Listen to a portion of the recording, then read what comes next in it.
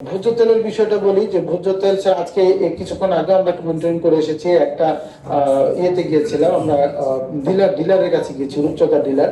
তো সেখানে গিয়েও দেখেছি যে আসলে কোম্পানি থেকে গত এক মাসে কোনো তেল আসলে তাদেরকে দেয় নাই। তো আজকে গতকালকে থেকে তারা তেল পেয়েছে, আজকে বাজারে আবার তেল আসছে। তেলের সার্বিক পরিস্থিতিটা হয়তো বা এখন থেকে আবার স্বাভাবিক হবে। তবে এই যে লোকের কাছে গেলাম স্যার, সেই লোকের কোনো লাইসেন্স নাই, সে কোনো ট্রেড লাইসেন্স করে নাই, সে তার শাড়ির দোকানের একটা লাইসেন্স করা আছে, সে ওই লাইসেন্স দিয়ে সে আলু এই তেল বিক্রি করছে। তো এইভাবে যদি আমরা ব্যবসা করি, একটা ব্যবসার ক্ষেত্রে আমাদের কিছু নিয়ম মেনে চলা উচিত। তো আমরা যদি ট্রেড লাইসেন্স না করে আমরা শাড়ির লাইসেন্স দিয়ে আমরা তেল বিক্রি করি তাহলে তো হবে না। সরকারের কোষাগারের যেমন সরকার আর্থিকভাবে ক্ষতিগ্রস্ত হচ্ছে এবং তাদের কাছে কিন্তু সেই ডকুমেন্ট গুলো থাকছে না যে কারা কারা তেলের ব্যবসা করছে। তো এটা একটা বিষয়। আলোর বিষয়টি বলি যে আমরা কয়েকদিন আগে ডিজিএফআই এর ডিডি মহোদয়ের সাথে একটা মিটিং করেছিলাম, সেখানে একজন ব্যক্তিকে সেখানে নিয়ে আসা হয়, মনিটরিং করে সেটা আমরা উঠে আসে যে সে 8,000 বস্তা আলু রেখেছে।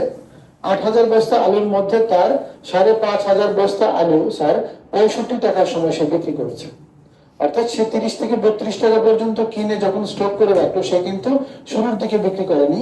যখন 65 টাকা বা 62 টাকায় গেল, তারপরে সে 5,000 বস্তা আলু সে বিক্রি করবে। তার মানে সে কিন্তু ইচ্ছাকৃত ভাবে সেটা স্টক করে রেখেছে এবং দাম যখন বাড়বে তখন সে সেটা বিক্রি করবে।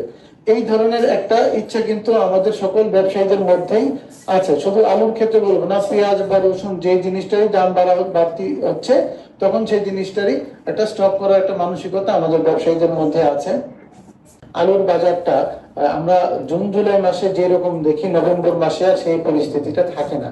তো জুন জুলাইতে যে আলুটাই 35 টাকা হয়, সেই আলুটাই কিভাবে নভেম্বরে 60 টাকা হয়ে যায় বা এখন 80 টাকা, ডিসেম্বরে এখন 80 টাকা।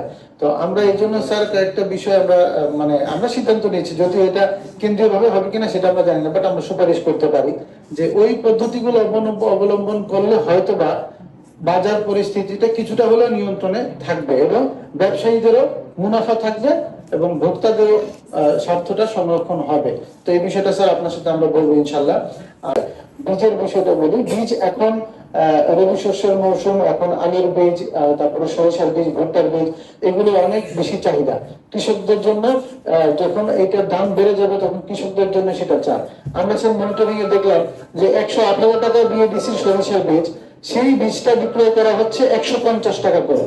আমরা কাঁঠালতলার যতগুলো দোকান আছে সবগুলোতে অভিযান পরিচালনা করেছি, আমরা কিন্তু তাদেরকে পানিশমেন্টও দিয়েছি। আমরা শেরপুরে গিয়েছি, শিবগঞ্জে গিয়েছি, সেখানে আমরা পানিশমেন্ট দিয়েছি। কিন্তু এই বিষয়টা ব্যবসায়ীরা কিন্তু জানে যে জরিমানা হচ্ছে, আর্থিক ক্ষতির সম্মুখীন হবে, এটা জানার পরে তারা কিন্তু একই কাজ করে যাচ্ছে। গতকালকে আমরা একটা প্রতিষ্ঠানে গিয়েছি, সেখানে আমরা দেখলাম যে সেখানেও 100 আমাদের ভিডিও ফুটেজে আছে। আমি বললাম যে সাংবাদিক কিন্তু ভিডিও করছে, আপনি যেটা বলবেন ভেবে চিনতে বলেন।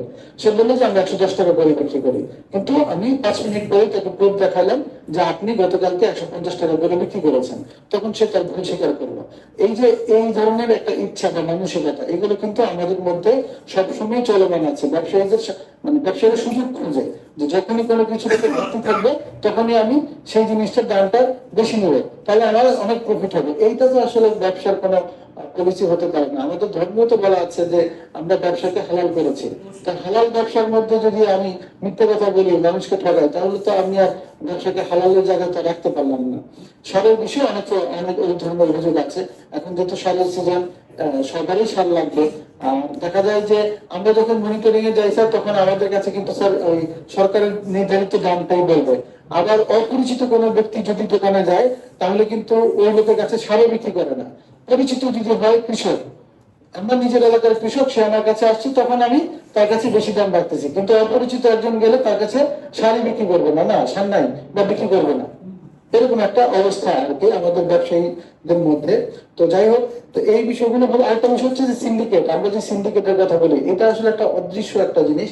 সিন্ডিকেট কোনো নির্দিষ্ট একজন ব্যক্তি, দুজন ব্যক্তি না।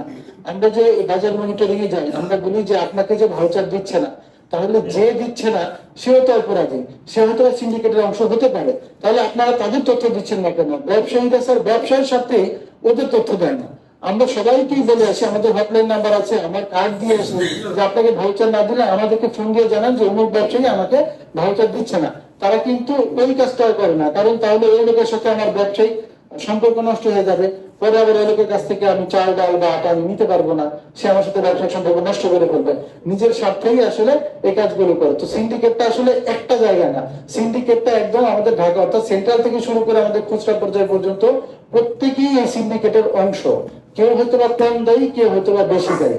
তো আমরা চাই যে সিন্ডিকেট থেকে আমরা বের হয়ে আসি, আমরা সবাই নিজেদেরকে আমরা নিজেদের ভালো থাকার স্বার্থেই আমরা সরকারকে সহযোগিতা করব। আমাদের এখানে জেলা প্রশাসন যথেষ্ট অ্যাক্টিভ, আমরা চেষ্টা করছি কাজ করার জন্য, উপজেলা প্রশাসন কাজ করার চেষ্টা করছে, কিন্তু আপনারা যদি তথ্য না দেন, তথ্য না দিলে কিন্তু আসলে কাজ করাটা অনেক কঠিন হয়ে যায়।